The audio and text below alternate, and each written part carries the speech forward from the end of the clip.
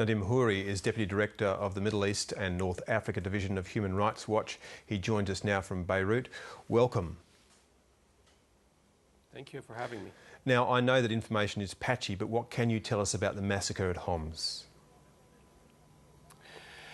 I mean, the main challenge is getting accurate information. Our contacts inside Homs tell us that they know of 6 families that were found dead in the neighborhood of Karm al-Zaytoun.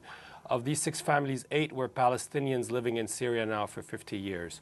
The circumstances of their death remain very murky. All indication seem to point the fingers towards the government or its allies, because this is an area that has fallen under the control of the government more than a week now.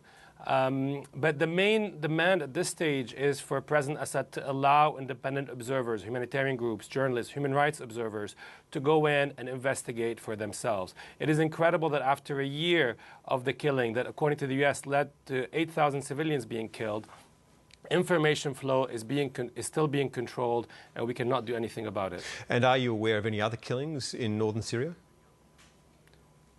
Of course. I mean, this is, first, let's talk about Homs. This is the latest allegations that came 2 days ago from Karm al-Zaytoun.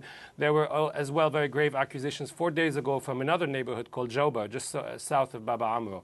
The military onslaught is now continuing in northern Syria in the governorate of Idlib. And we've talked to witnesses and refugees who've escaped to Turkey, Lebanon, and Jordan, who've indicated that the military operations are ongoing in the city of Idlib, in the city of Ariha, but also in the southern governorate of Daraa. Just in the town of Restan in central Syria, for example, 6 people reportedly died yesterday from indiscriminate shelling. Our key ask at this stage is for Kofi Annan to allow independent observers inside, to put pressure on President Assad to allow independent observers to act as a deterrent for these reprisal killings and for the collective punishment we've been documenting in many parts of Syria. And we saw the images of refugees streaming across the border, but you also have information that the Syrian government is mining those borders.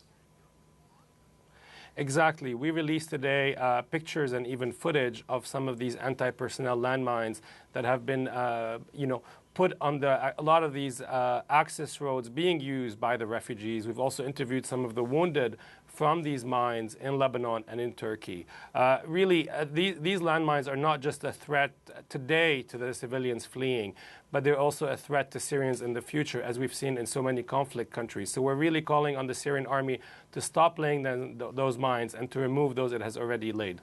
But a lot of calls are going out, and we see the impasse in the United Nations. Does that really frustrate you? Of course, very frustrated. I mean, it's been a year now. On the 15th of March, we'll be celebrating between brackets, 1 year of the Syrian uprising, in a year of crackdown, killings, arbitrary detentions, and torture. And this is a year where we've seen the Security Council unable to act, mostly because Russia and China have decided to use their vetoes. Russia may have concerns about any sort of military action, but there are many things that the international community can and should be doing to protect the civilians inside Syria. The principle of responsibility to protect is a well-established today principle that has been accepted by Russia and China.